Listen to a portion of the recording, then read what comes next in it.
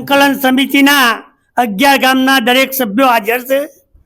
અહીંયા એક જ વાતની ચર્ચા થાય છે કે આ જિલ્લાના કે તાલુકાના જે આગેવાનો સહકારના ગણો કે રાજકીય ગણો જે અમારા સાથે નથી એ સ્પષ્ટ કાન ખોલીને સાંભળેલી કે જો એમના 11 ગામ સાથે રહેવાનું હોય, 11 ગામના મતદારોની જરૂર હોય તો અમને એમનો વિડીયો ચોક્કસ ટૂંક જ સમયમાં સમર્થનનો જાહેર કરે।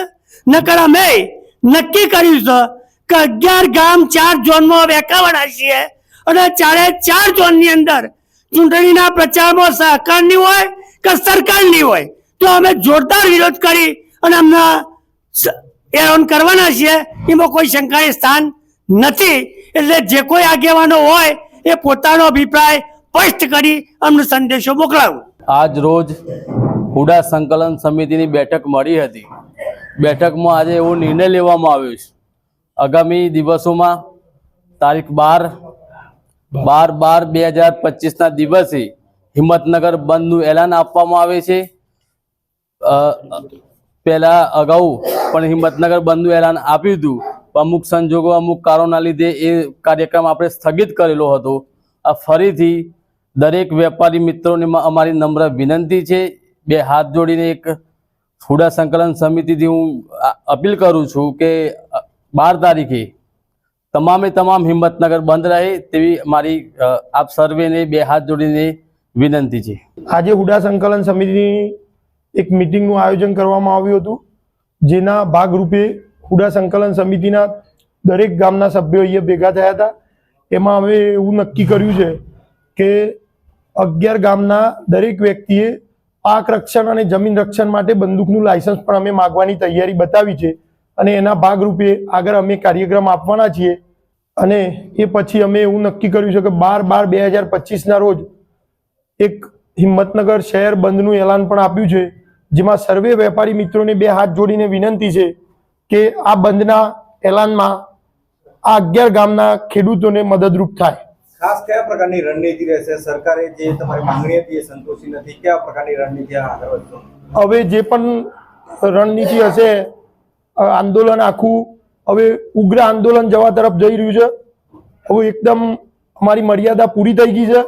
આજે 85 થી 90 દિવસથી આનું આ કરીને ખૂબ કંટાળી ગયા છીએ, એટલે સરકાર આનો જલ્દી નિવેડો લાવે, નકર જલદ પ્રોગ્રામ આપવામાં આવશે। આજ રોજ હુડા સંકલન સમિતિની બેઠક મળી હતી, તેમાં ભૂતકાળમાં અમે જે કાર્યક્રમ એકતા પદયાત્રા કર્યો એની સમીક્ષા કરવામાં આવી અને આગામી કાર્યક્રમોની રણનીતિ બનાવવામાં આવી।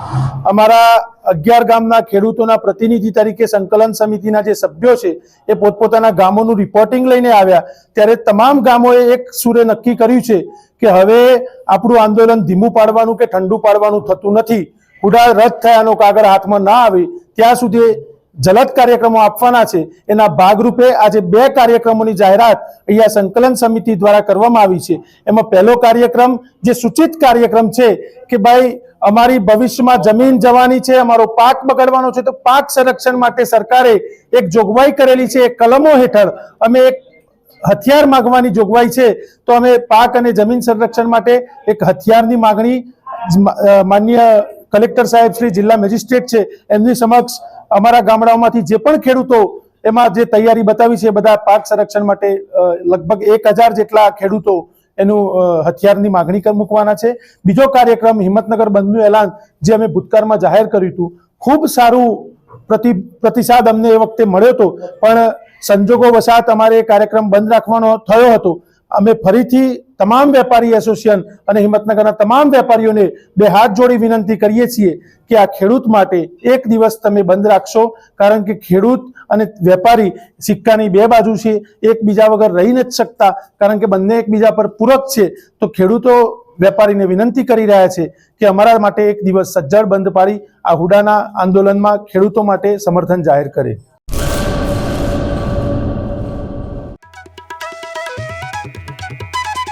ઓમ સાંઈ દાડમ નર્સરી સરકાર માન્ય નર્સરી બાગાયત ખેતી કરતા ખેડૂતો માટે ખુશખબર। દાડમની ખેતી માટે ઉત્તમ છોડ મેળવવાનું સ્થળ એટલે ઓમ સાંઈ દાડમ નર્સરી।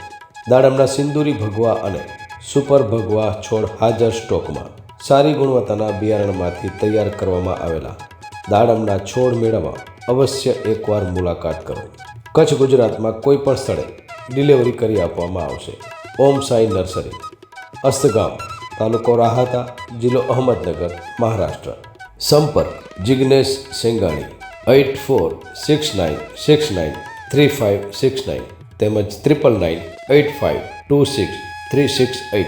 અર્પિત પટેલ 7041389359 તેમજ 9586383685.